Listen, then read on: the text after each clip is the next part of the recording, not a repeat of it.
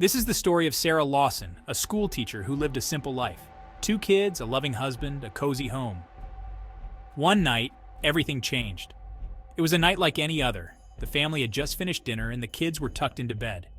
Sarah and her husband Mark were watching TV, enjoying the quiet moments after a long day.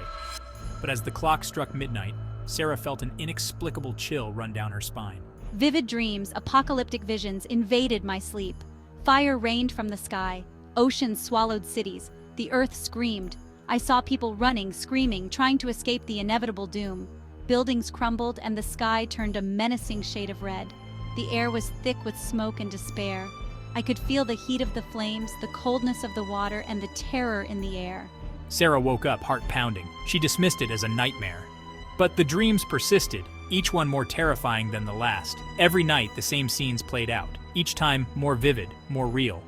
She could no longer ignore the feeling that these were not just dreams. They were warnings. She started to notice small signs during the day, shadows that seemed to move on their own, whispers in the wind.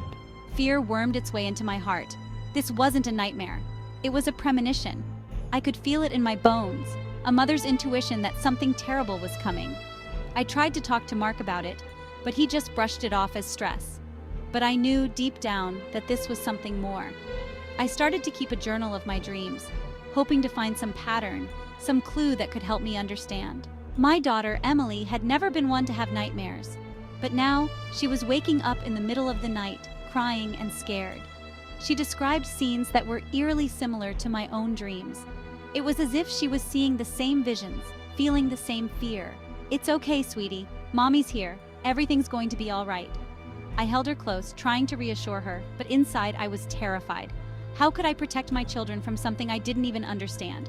I spent hours researching, looking for any explanation, any way to stop the nightmares. But the more I searched, the more I realized that this was something beyond my control. Little did they know, the nightmares were just the beginning. The signs were everywhere, if you knew where to look. The animals in the neighborhood started acting strangely, birds flying in erratic patterns, dogs barking at nothing. The weather became unpredictable, sudden storms and unseasonal temperatures. It was as if the earth itself was trying to warn them. Those nightmares were just the beginning. Sarah's premonitions were a glimpse into a future that was rapidly approaching, a future that would test her strength, her courage, and her love for her family.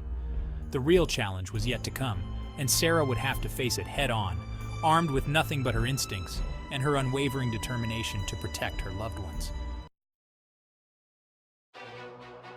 Driven by her visions, Sarah felt compelled to warn the world. She contacted newspapers, scientists, even the government.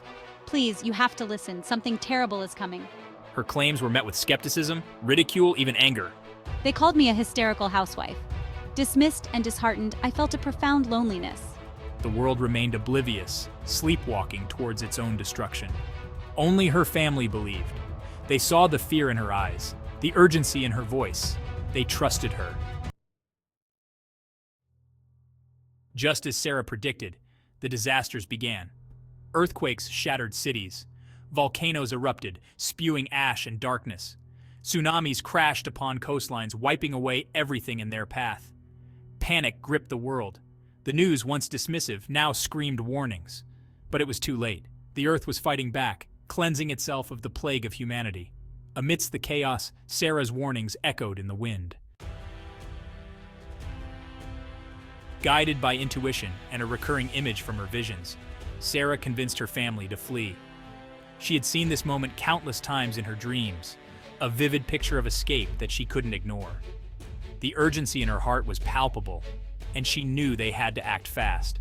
"We need to leave now. Pack only the essentials: food, water, warm clothes.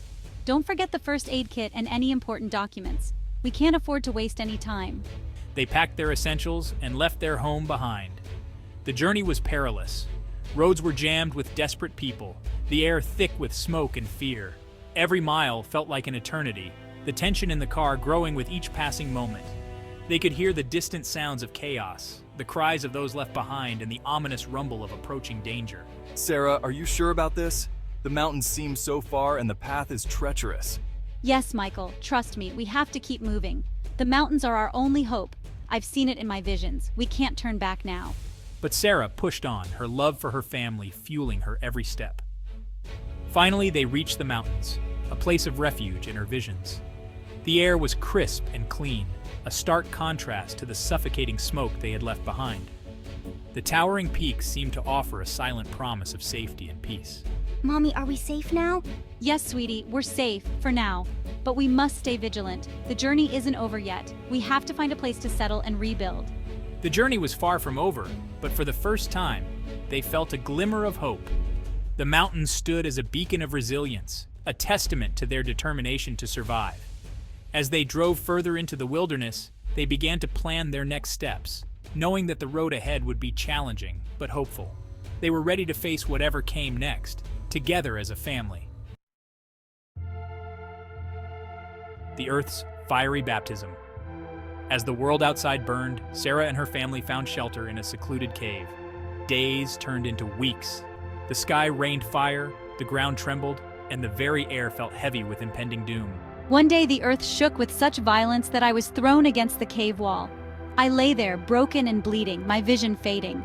As darkness crept in, she saw a blinding light, then silence. This is a story of transformation, of a world that has been given a second chance. A tale of hope and renewal, where the past is left behind and a new earth emerges. Sarah woke to a world reborn. The darkness that once enveloped her life had lifted, replaced by a light so pure and bright it felt almost surreal. Gone were the scorched skies and the suffocating air. The heavy, oppressive atmosphere that once choked the life out of everything had vanished.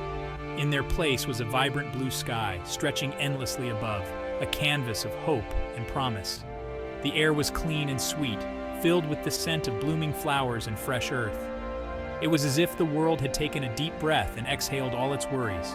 I emerged from the cave, blinking in the sunlight, and gasped. The warmth of the sun on my skin was a sensation I had almost forgotten. Lush greenery carpeted the land, fed by crystal-clear streams that sparkled like diamonds in the sunlight. The sight was breathtaking. The air buzzed with the sound of insects, a symphony of life renewed. It was a melody that spoke of resilience and rebirth, a symphony of life renewed. I was alive. Every breath I took was a reminder of the miracle of survival. We're safe, Sarah. Look at this place. It's like a miracle.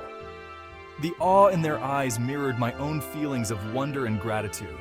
Her family, safe and sound, rushed to her side, their faces etched with relief and awe. They embraced, holding each other tightly, as if afraid to let go of this newfound reality. Their faces were filled with relief and awe, reflecting the beauty and serenity of the natural setting around them.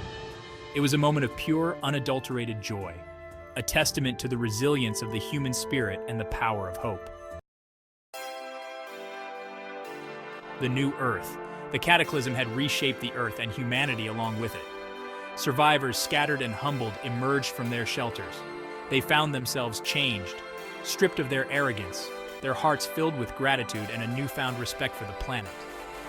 Gone were the divisions of the past, the greed, the hatred, the violence. In their place bloomed a spirit of cooperation, a shared desire to rebuild and live in harmony with nature. Although scarred by the experience, I found solace in the rebirth I had witnessed.